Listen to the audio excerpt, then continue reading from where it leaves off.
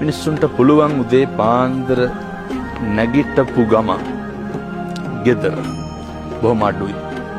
නැගිටපු ගමන් පුළුවන් තථාගතයන් වහන්සේට බොහොම පුංචි වීදුරුවක් අරගෙන වහන්සේට ඇල්වතුර ටිකක් පූජා කරමු.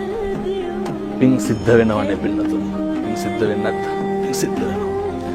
උදේ පාන්දර වතුර වීදුරු අරගෙන බුදුහාමුදුරුවන්ට පූජා කරලා අත් දෙක නළලට ගන්නකොට ඇතිවෙන හැඟීම මගේ බුදුහාමුදුරුවන්ට පැන් පූජා කරා. මේ ලෝකේ පෞද්ගලික වශයෙන් දන් දීලා ඉහළ මානිසංස ලබන්න පුළුවන් උත්තමයා මගේ තථාගත බුදුරජාණන් වහන්සේ.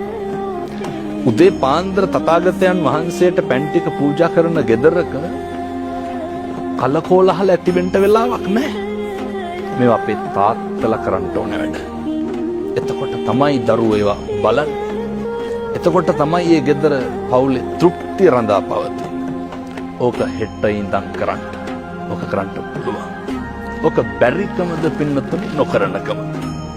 ඔකට විනාඩියක්වත් යන්නේ නැහැ.